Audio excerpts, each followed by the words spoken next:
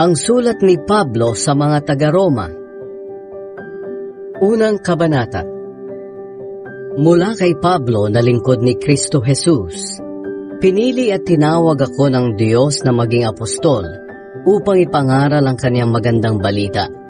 Ang magandang balitang ito ay ipinangako ng Diyos noon sa pamamagitan ng mga propeta at nakasulat sa banal na kasulatan. Ang balitang ito ay tungkol sa kanyang anak, ang ating Panginoong Hesukristo. Sa kanyang pagkatao isinilang siya sa lahi ni Haring David, at sa kanyang banal na espiritu napatunayang siya ang makapangyarihang anak ng Diyos nang siya'y nabuhay mula sa mga patay. Sa pamamagitan ni Kristo tinanggap namin ang kaloob na maging apostol para madala namin sa pananampalataya at pagsunod sa Kanya ang mga tao sa lahat ng bansa. Ginagawa namin ito para sa Kanya, at kayong mga mananampalataya riyan sa Roma ay kabilang din sa Kanyang mga tinawag na maging tagasunod ni Hesukristo. Sa inyong lahat diyan sa Roma na minamahal ng Diyos at tinawag na maging banal, sumainyo nawa ang biyaya at kapayapaang galing sa Diyos na ating Ama at sa Panginoong Hesukristo. Ang dahilan ng pagpunta ni Pablo sa Roma. Una sa lahat, nagpapasalamat ako sa Diyos sa pamamagitan ni Hesukristo dahil sa inyong lahat. Dahil balitang-balita ang inyong pananampalataya sa buong mundo. Palagi ko kayong idinadalangin, at alam ito ng Diyos na buong puso kong pinaglilingkuran sa aking pangangaral ng magandang balita tungkol sa kaniyang anak. Lagi ko ring idinadalangin na loobin sana ng Diyos na makapunta ako riyan sa inyo. Nananabik akong makita kayo para maipamahagi sa inyo ang mga espiritual na kaloob na makakapagpatatag sa inyo. Sa ganoon magkakatulungan tayo sa pagpapalakas ng pananampalataya ng isa't isa. Mga kapatid, nais kong malaman ninyo na ilang ulit ko nang binalak na pumunta riyan. Pero laging may humahadlang. Nais kong pumunta riyan para mayroon din akong maakay sa pananampalataya kay Kristo, tulad ng ginawa ko sa mga hindi Hudyo sa mga napuntahan kong lugar. Sapagkat may pananagutan ako na mangaral sa lahat ng tao, sa mga may pinag-aralan man o wala, sa marurunong o hangal. Iyan ang dahilan kung bakit nais ko ring maipangaral ang magandang balita riyan sa inyo sa Roma. Ang kapangyarihan ng magandang balita. Hindi ko ikinakahiya ang magandang balita tungkol kay Kristo, dahil ito ang kapangyarihan ng Diyos sa ikaliligtas ng lahat ng sumasampalataya. Una ang mga Hudyo at gayon din ang mga hindi Hudyo, sapagkat ipinapahayag sa magandang balita kung paano itinuturing ng Diyos na matuwid ang tao, at ito'y sa pamamagitan lang ng pananampalataya. Ayon nga sa kasulatan, sa pananampalataya mabubuhay ang matuwid.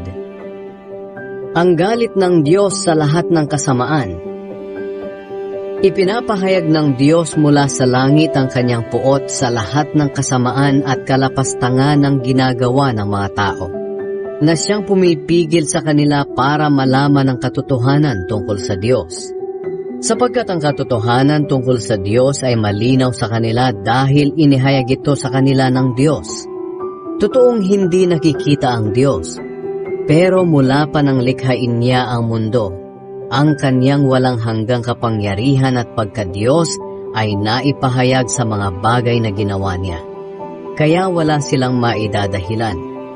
At kahit alam nilang may Diyos, hindi nila siya pinarangalan o pinasalamatan man lang.